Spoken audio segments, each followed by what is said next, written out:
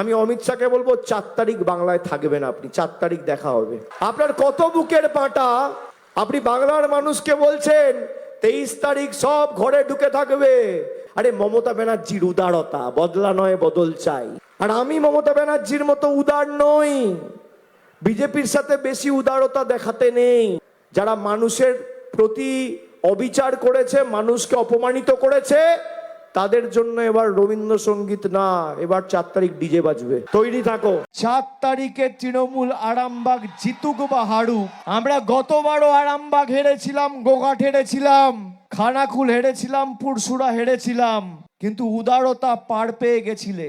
এবার আমি নিজে দায়িত্বে থাকবো। 4 তারিখ 12টার পরে কোন জল্লাদের কত ক্ষমতা আর কার দিল্লির বাবা কাকে বাঁচাতে আসে আমি 4 তারিখ দেখব। আমি অমিত শাহকে বলেছি যদি বুকের সৎসাহস থাকে তাহলে 4 তারিখ কলকাতায় থাকবেন, বেলা 12টার পর দেখা হবে। 26-এর নির্বাচনী প্রচারে একের পর এক উস্কানিমূলক মন্তব্য করেছিলেন অভিষেক। সেদিন অভিষেকের ক্ষমতার দম্ভ, আস্ফালন হজম করতে বাধ্য হয়েছিল রাজ্যবাসী।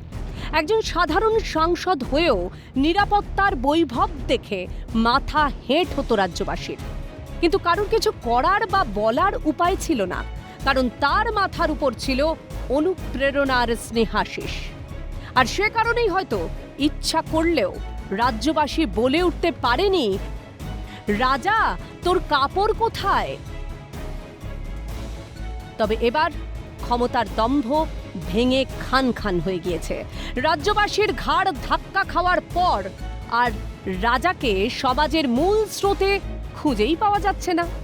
রাজার কাছ থেকে সৈন্য সামন্ত ছিনিয়ে নিয়েছে রাজ্য সরকার, যা এতদিন আগেই হওয়ার কথা ছিল। তা হয়তো এবার হলো। এতদিন রাজ্যবাসীর মনে চলেছে কবি নীরেন্দ্রনাথ চক্রবর্তীর এই লাইনগুলো। সবাই দেখছে যে রাজা উলঙ্গ, তবু সবাই হাততালি দিচ্ছে, সবাই চেঁচিয়ে বলছে সাবাস সাবাস। কিন্তু এখন জামানার অবসান, পারিষদবর্গ নেই, স্তাবকেরা লেজ গুটিয়ে নিজেদের অস্তিত্ব রক্ষার লড়াই চালিয়ে যাচ্ছে। আর এই প্রেক্ষিতেই রবি ঠাকুরের অভিমান কবিতা থেকে বলতে ইচ্ছে করছে, কারে দিব দোষ বন্ধু, কারে দিব দোষ, বৃথা করো আস্ফালন, বৃথা করো রোষ, যারা শুধু মরে কিন্তু নাহি দেয় প্রাণ, কেহ কভু তাহাদের করেনি সম্মান।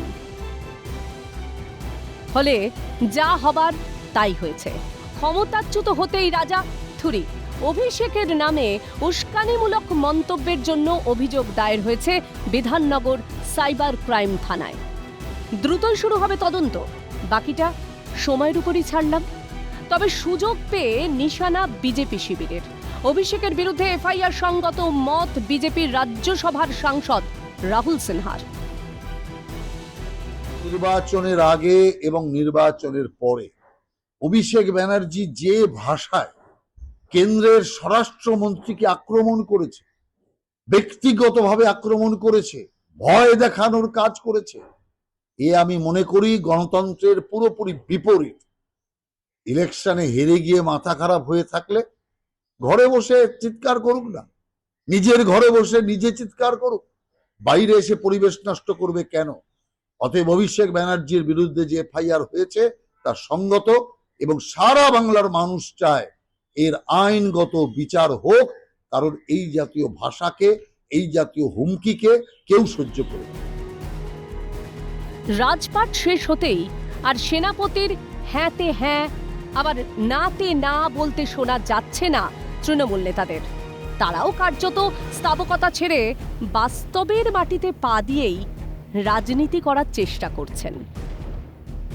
তিনি আমাদের সাধারণ সম্পাদক অভিষেক বন্দ্যোপাধ্যায়, তিনি যেটা বলেছেন এই প্রশ্ন কিন্তু তাকেই করা উচিত, কারণ এই কথা আমি বলিনি একজন জনপ্রতিনিধি হিসাবে, কারণ আমিও আমার কেন্দ্রে ভোটের প্রচার করেছি। তাহলে যিনি বলেছেন এই প্রশ্নের উত্তর তিনিই দেবেন। যারা উস্কানিমূলক বক্তব্য রেখেছে প্রত্যেকের বিরুদ্ধেই ব্যবস্থা নেওয়া হবে। প্রতিক্রিয়া দেবজিৎ সরকারের। অভিষেকবাবুর প্রত্যেকটি কথা প্ররোচনামূলক, নাগরিকরা কেউ যদি মনে করেন যে প্ররোচনামূলক কথার বিরুদ্ধে তারা আইন আমলে যাবেন, তারা কমপ্লেন করবেন, তারা দিতে পারেন। শুধুমাত্র অমিত শাহজিকে বলার বিষয় নয়। অমিত শাহ মহাশয় এসেছিলেন নির্বাচনী প্রচারে, তিনি কেন্দ্রীয় মন্ত্রী, সেটা আলাদা কথা। কিন্তু সাধারণ নাগরিকদের প্রতি, পশ্চিমবঙ্গের আম বাঙালির প্রতি তিনি যে ভাষা ব্যবহার করেছিলেন, শুধু তিনি নন, তার পুরো দলের যারা ছোট নেতা বড় নেতা সবাই মিলে যে ভাষা ব্যবহার করেছিলেন, সেগুলো একবার মনে করে দেখুন।